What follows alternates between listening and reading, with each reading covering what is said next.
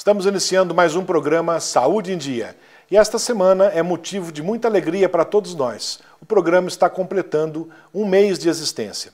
E quando falamos em alegria, o que vem em mente? A primeira coisa, a primeira reação, ou uma das primeiras reações que temos é um sorriso.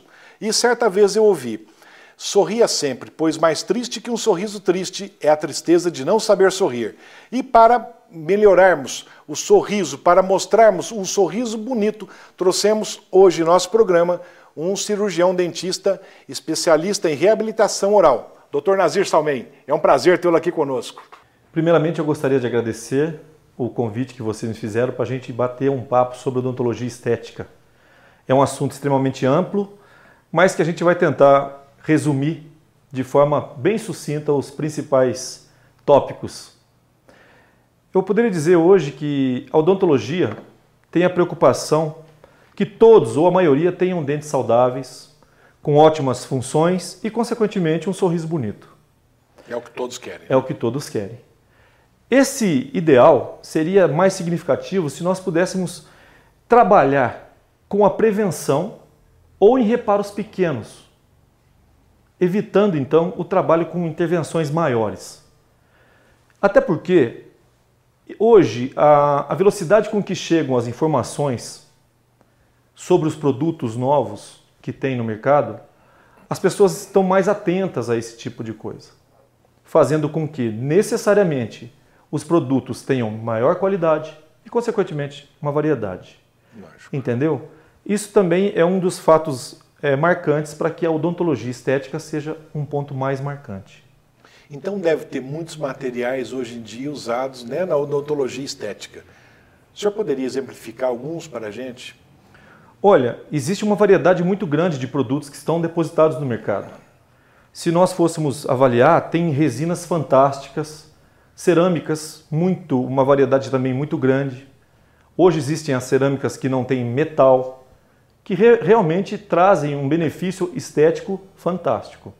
A resina é aquele produto que deixa o dente branquinho. Ele serve tanto para restauração, ou seja, para obturação, ou para fazer um dente todo. Exatamente. Essa é a função. Ou seja, encapar o dente, vamos dizer Exatamente. assim. Aí você vai ter a variedade de materiais, que você pode usar as resinas ou as cerâmicas, que são materiais de ponta.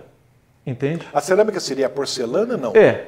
A cerâmica seria a porcelana. A gente fala em cerâmica, dá um aspecto de uma coisa amarelada, né? Uma coisa avermelhada e, no entanto, é bem branquinho, ou seja, cada paciente, cada pessoa tem uma cor de dente específica. Exatamente, exatamente. As cores dos dentes, elas variam de uma maneira bem natural, de um branco amarelado a um amarelo amarronzado, ou seja, você tem uma variedade de cores incríveis, né?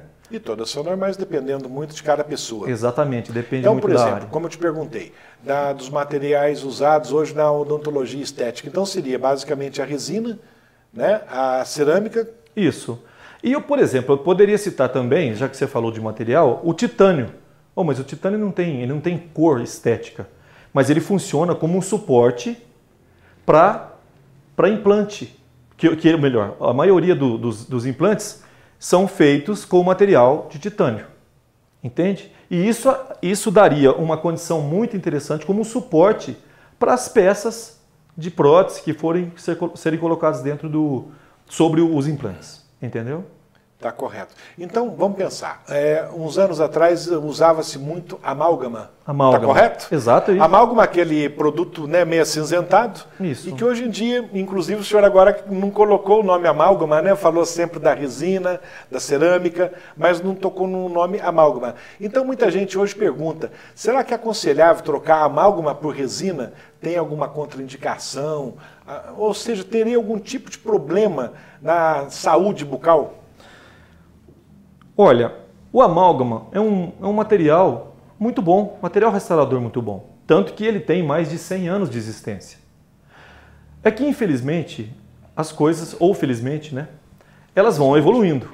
Por exemplo, existem pacientes que mantêm as restaurações de amálgama e que preferem não trocá-las. Quando se pergunta se você gostaria de trocá-la em relação às cores dos dentes. Entendeu? A amálgama, então, é um bom produto. Exato. Apenas tem uma coloração acinzentada. Exatamente. Que esteticamente não seria o ideal, principalmente para os dentes da parte anterior da boca, digamos assim. A parte anterior dos dentes, ou melhor, a bateria anterior, na maioria dos casos, quando eram feitas as restaurações em amálgama, elas eram feitas pela parte interna, sabe? Até porque existe um preparo que a gente faz na cavidade para você conseguir colocar o amálgama. Mas hoje é praticamente nula a existência de profissionais, na maioria deles não usa mais o amálgama. Então, né? o amálgama hoje já ficou, digamos assim, já virou coisa do passado. Exatamente. E hoje o que está em moda seria a resina ou a porcelana, Exato. a cerâmica, né? Como Exato. você disse. Até porque se você... O amálgama, que ele na verdade é uma mistura de mercúrio com limalha de prata. Esse material, ele chega a ser, em certo ponto, tóxico. Você entendeu? Existem algumas doenças bucais, inclusive, com pacientes que têm alergia a metais. E o amálgama, nesses casos, ele é pedido geralmente para médico, dermatologista, para que seja removido e substituído. Então, hoje, é raro mesmo, mais uma vez eu afirmo, é raro o uso de amálgama dentro dos consultórios. E mesmo esteticamente falando, a resina Até porque não tem a dúvida, né? Exato, até porque as coisas caminham assim. E hoje criou-se aquele chavão, dente é branco. E Né? por falar em dente branco, a gente sempre vê em foto, televisão, os artistas, né, com aqueles dentes branquinhos, aquela coisa linda. Isso é natural deles? Ele pede auxílio de um dentista. Como é que funciona? Como que é feito esse clareamento, esse dente branco, que principalmente nas fotos, na televisão, os artistas têm? O artista vive em função da imagem, né? É claro que muitos deles têm um cuidado redobrado. E que muita gente gostaria de tê-los também, né?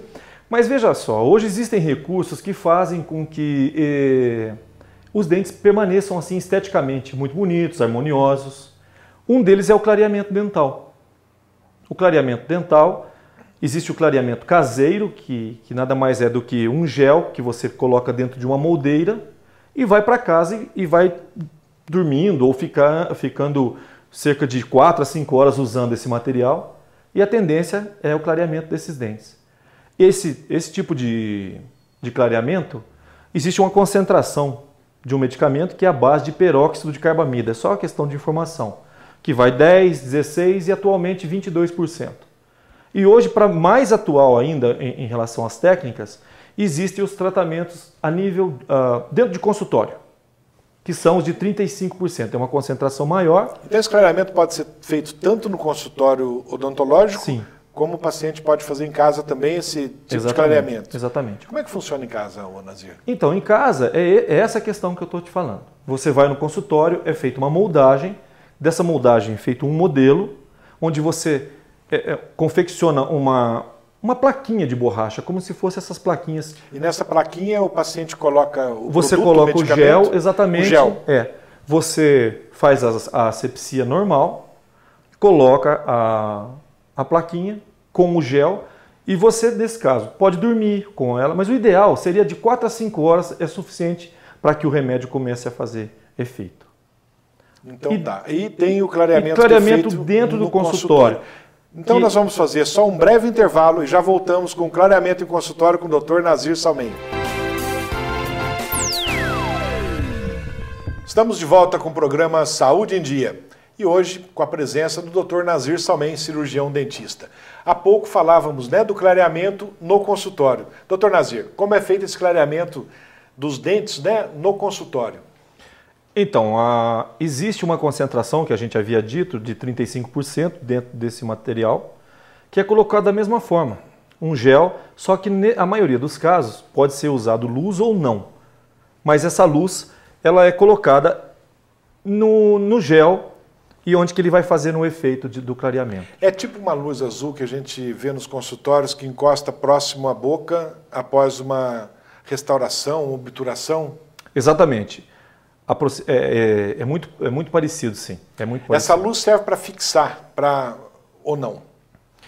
Essa luz serve para ativar, tá? Porque no clareamento existem moléculas de oxigênio nascente. Então, o que acontece? Essa luz serve justamente para ativar, vamos chamar assim, para que faça o efeito desejável. Então, como nós estamos falando em consultório, quanto tempo o paciente fica no consultório para esse clareamento? Ou quantas sessões ele tem que ir no consultório para que seja feito um clareamento bom?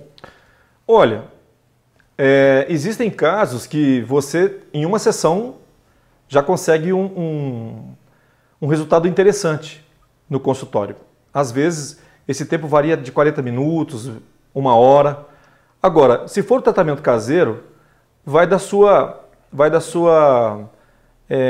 assiduidade em relação ao clareamento. Ou seja, que horas é melhor fazer esse tratamento em casa? Durante o dia, durante o sono? Olha, eu acho que vai muito da situação em que você fique mais à vontade. Depende da atividade de cada um. Exatamente. Tem pessoas que falam com o público o tempo inteiro. Então, não é recomendado o uso disso aí, até para que não atrapalhe, né? Agora, as pessoas costumam usar à noite, costumam usar na hora que estão dormindo. Por exemplo, lá em estar dormindo, este molde é colocado o gel e se a pessoa dorme, tem algum perigo de engasgar, de engolir Como que é feito isso? Ele é preso na arcada dentária, digamos assim? Esta moldeira que a gente fala, o que acontece? Ela é adaptada com muita exatidão dentro do modelo. Consequentemente, na boca também. Assim, com a própria presença do gel, faz com que tenha uma adaptação melhor ainda. Então, raramente acontece dela se soltar. E o paciente sendo assíduo, fazendo constantemente, quantas sessões, quantos dias ele teria que ser feito em casa? Como eu falei, nós temos concentrações diferentes desse gel. Você tem de 10%, 16% e 22%, hoje que é o mais recente. Olha, para ser, acho que ou depende da cor do dente de cada um. Exatamente, isso também tem. Quanto mais claro o dente, mais facilmente você... Talvez você não encontre tanta diferença de cor quando for um resultado, como por exemplo, se é um dente muito claro e você ainda deseja fazer um clareamento, a diferença passa a ser mais sutil de quando você tem um dente mais escuro, entende? Agora, você usando regularmente, por volta de 5 dias, a 1 semana, eu acho que o resultado já fica muito próximo do desejável. Então, por exemplo, o teor de clareamento, a pessoa que é um dente bem claro, bem branco, pode acontecer, ou a pessoa que tem um dente amarelado, ele vai ficar próximo do branco, mas não tão branco, seria um amarelo claro, seria isso? Nós temos as matizes, tá certo? O que é isso? Um dente amarelo nunca vai ser branco. Ele vai ser um amarelo bem clarinho que vai aproximar do branco. É diferente, porque você tem dentes de várias tonalidades de cor. Então, é lógico que você teria um resultado melhor quanto mais clara for a matiz do seu dente. Um branco, se você vai clarear um dente branco, ele vai sempre ser branco, porém com a matiz mais clara. Tá, entendeu? Okay. Deixa eu te perguntar, até pouco tempo, quando o dente estava destruído, ou quebrado, ou com muita cárie, normalmente o que se fazia? Extraía, né? Tirava esse dente. Então, hoje em dia, o que se faz? Hoje em dia não se faz mais isso. Hoje pouco se tira um dente, não é isso? Exatamente. Hoje em dia a gente faz a extração só quando esgotarem todos os recursos. Dependendo da profundidade com que está vamos falar, o trauma do dente, ou seja, uma cárie ou uma fratura, é muito bem corrigida com uma resina, uma restauração de resina. A restauração, desculpa te interromper, a restauração e a obturação seria a mesma coisa, seriam sinônimos ou não? Olha, a obturação é como se nós estivéssemos vedando um orifício. Aquele buraquinho do dente. Enquanto que a restauração, pelo próprio nome, ela está devolvendo a forma do dente. Ela está restaurando você pode a forma. Refazer um dente todo. Isso é uma restauração, exato. Aí que entraria a porcelana, ou a resina. Exato, hoje com uma melhoria, no caso das porcelanas. Voltando à pergunta que você estava falando, então raramente hoje se faz uma extração de dente, só em último recurso, quando esgotarem todos os recursos. Enfim, para uma cavidade rasa, você poderia fazer uma restauração de resina simples. Até algumas restaurações médias, ou seja, algumas fraturas, hoje com próteses unitárias, o nome é técnico, mas só para você saber. As onlays, inlays e até overlays. O que é isso? O que é isso, Nazir? Na verdade, é um nome dado à área de abrangência dessa prótese. Em inglês, onlay é sobre, Então, se essa prótese restaura o dente sobre as partes, sobre o dente, vamos falar assim, para ficar bem, aí então, seria uma onlay. Os dentes, não é isso? Na verdade, os nomes só modificam em função da área de abrangência da prótese, tá certo? Então, como se fosse antigamente os bloquinhos, aqueles blocos de metal que todo mundo tinha na boca, os blocos já estão sendo ultrapassados também, são substituídos por resinas, por cerâmicas. Então esses blocos funcionam muito bem como as onlays e as inlays. E agora, em último caso, quando for uma destruição muito grande, ou seja, que as paredes dos dentes, após um tratamento de canal, é um exemplo, que elas ficam fragilizadas, usa-se o recurso dos núcleos. O que são os núcleos? Os pinos intracanais, que são feitos... Esses pinos você coloca e fica na boca da pessoa. Eles ficam cimentados no local onde foi feito o tratamento de canal, previamente. Você não tem como colocar núcleos onde não foi tratado o canal. Endodôntico, no caso, tratamento endodôntico.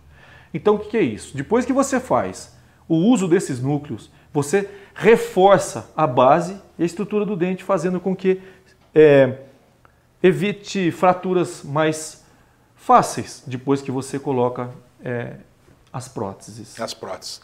Então, por exemplo, um dente, ele fica firme, tipo assim, você, vamos grosseiramente dizendo, você encapa com essa resina. Sim. Né? Então você deve ter algum desgaste do dente, alguma coisa, e você coloca essa prótese. Exato. Né?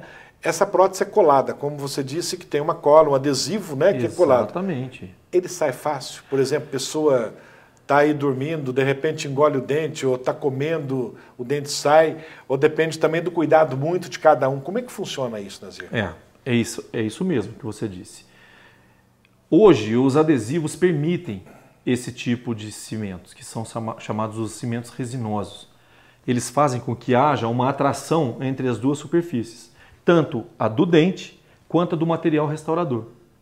Como se fosse, não é bem assim, mas como se fosse uma ligação físico-química, ou seja, como se fosse um corpo único entre a restauração e o dente.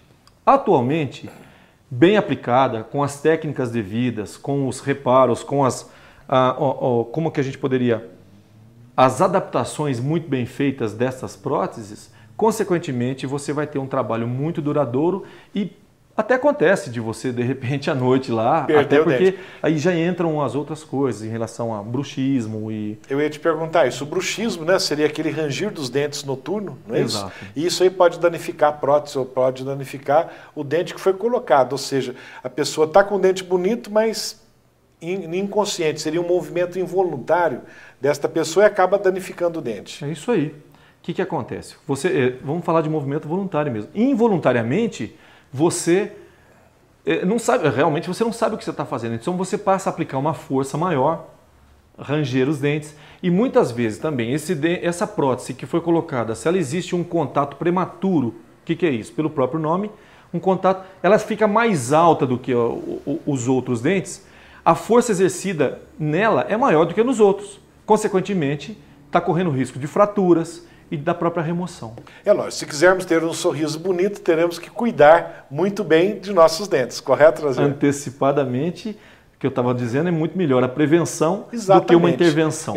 Coloquei um dente, quebrou, mas não é por aí. Eu acho que todos devemos ter aquele cuidado, não só com prótese, como com os dentes nossos mesmos, né? Sem prótese, sem restauração, sem nada. Acho que tudo na vida é cuidado. Exatamente. Resume-se muito bem com esse tipo de Doutor Nazir, nós vamos fazer um breve intervalo, já voltamos com o programa Saúde em Dia. Voltamos com o programa Saúde em Dia. Doutor Nazir, crianças quando têm os dentes fraturados, tem algum conserto? Tem que extraí-los? O que se usa hoje na odontologia? Olha, nesse caso vai depender da dimensão da fratura. Muitas vezes a fratura ela fica só na borda do dente. Aí uma restauração então normal, aproveita um pedaço do dente, digamos assim. Existem vários casos onde que o fragmento ele é grande e ele é único.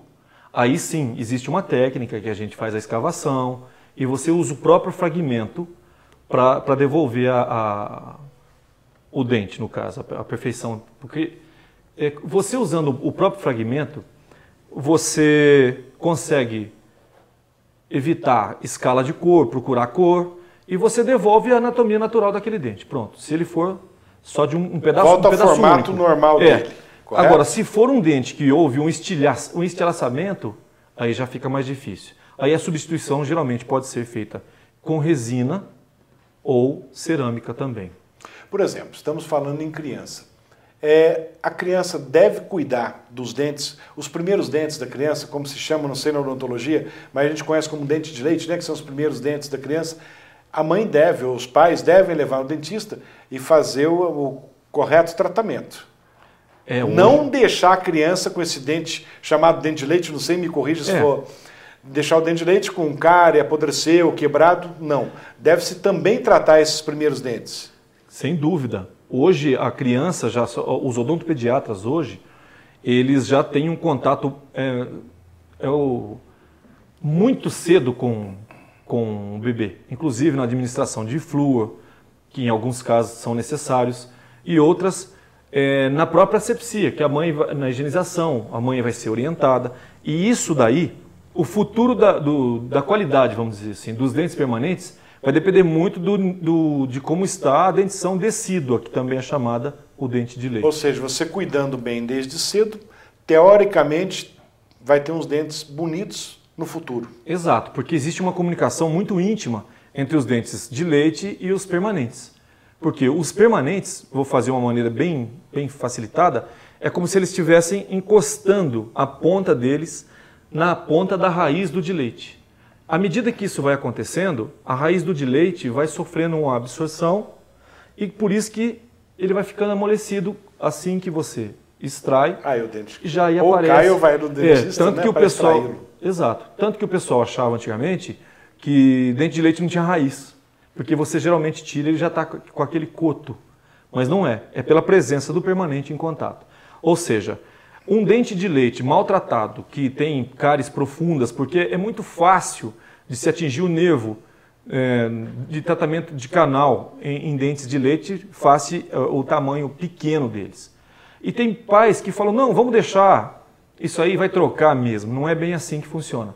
Porque por essa relação muito próxima, muito íntima mesmo, do permanente com o dente de leite, muitas vezes acontece que a cárie, ou vamos dizer, pode passar inclusive para o dente permanente. Ou seja, se não cuidar... Infecções. Exatamente, isso que eu ia falar, bactérias, tudo, Sim. Então pode passar para os dentes permanentes que estão vindo logo atrás dos dentes de leite. Tal a relação de intimidade dos dois dentes, que se caso, como a criança ainda está aprendendo a andar, tem os movimentos mais delicados, e se houver quedas e fraturas, às vezes a pancada que é dada no dente de leite pode até haver o deslocamento do permanente que está em contato, muito próximo. Está próximo, né, já chegando Isso dá impacção, ou seja, o dente perde a força para vir, ele pode correr giroversões, que seja mudança Nascer torto. Exatamente. Você entendeu?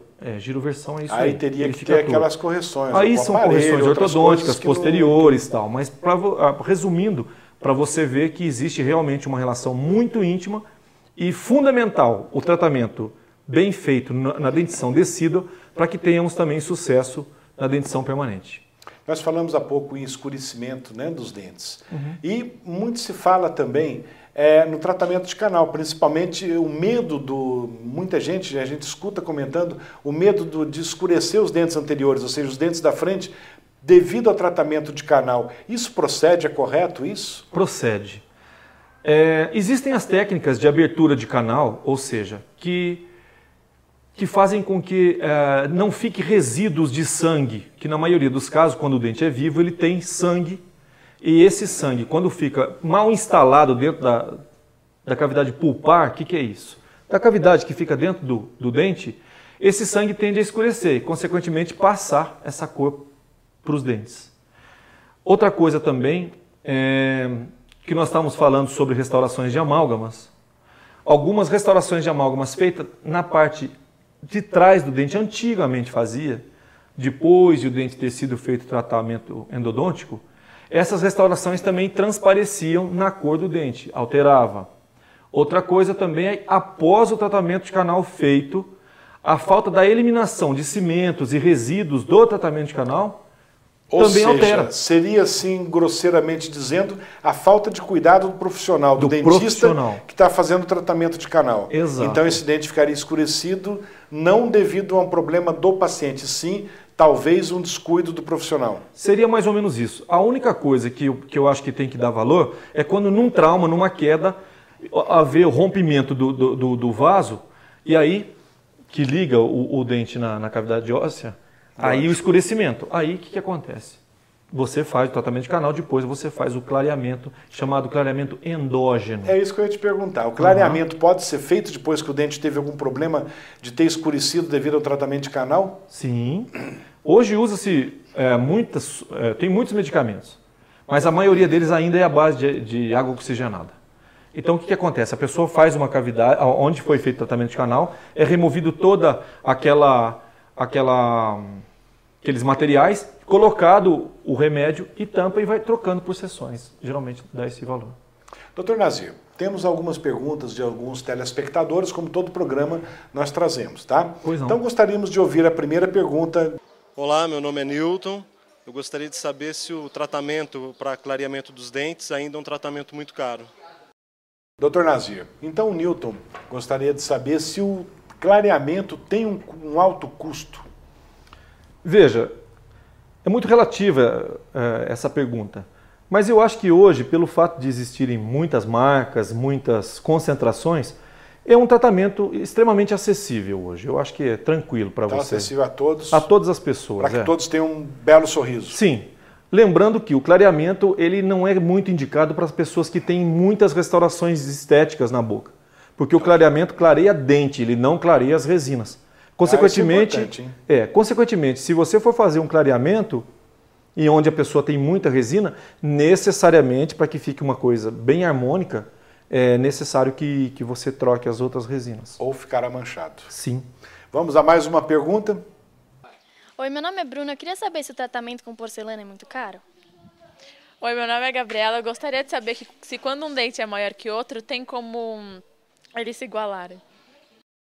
Dr. Nazir, a Bruna lhe pergunta se o tratamento com porcelana é um tratamento caro. E na mesma pergunta, a Gabriela também gostaria de saber do nivelamento dos dentes. O que o senhor tem a dizer a elas? Olha, a cerâmica, que a gente vai usar esse termo, é um tratamento relativamente caro dependendo da extensão do tratamento. Existem casos que você vai fazer a prótese sobre implante, que geralmente a gente usa as cerâmicas, depende da quantidade de dentes que forem usados, mas geralmente a gente pode dizer que por ser um material mais top de linha, é um tratamento não tão acessível, ele é um tratamento mais caro. Em relação a Gabriela, que eu entendo que ela perguntou do nivelamento dos dentes anteriores, que são os dentes da frente. É claro que esse desnível, dependendo também da distância, a altura que esteja um dente do outro, é possível fazer um desgaste ainda no esmalte para que eles fiquem nivelados. Até que se for um nível muito grande, o desnível melhor, se já tiver invadido a dentina, que é a camada que vem após o esmalte, abaixo do esmalte, esta dentina já é perfurada. E se a gente chegar nela, consequentemente, o paciente pode ter sensibilidade às dores após o desgaste feito com brócolis. Então não pode desgastar muito. Tem um nível, mas dá para ser refeito. Tem um meio termo, ou ainda o desnivelamento pode ser compensado, mais uma vez, com resinas e até as cerâmicas puras. Vamos mais uma pergunta de um telespectador? Meu nome é Leonardo. A pergunta é sobre clareamento. Se eu fizer o clareamento, beber muita Coca-Cola, estraga o clareamento? Dr. Nazir, e a Coca-Cola, respondendo para o Leonardo, realmente interfere no clareamento? Então, o clareamento ele é feito por substâncias químicas. E qualquer coisa que venha alterar a cor, como corantes que é presente nos chás, no café, na própria Coca-Cola, a gente deve evitar. Inclusive alguns alimentos, como a cenoura, a beterraba. Geralmente a gente não indica o uso no período que está fazendo o clareamento.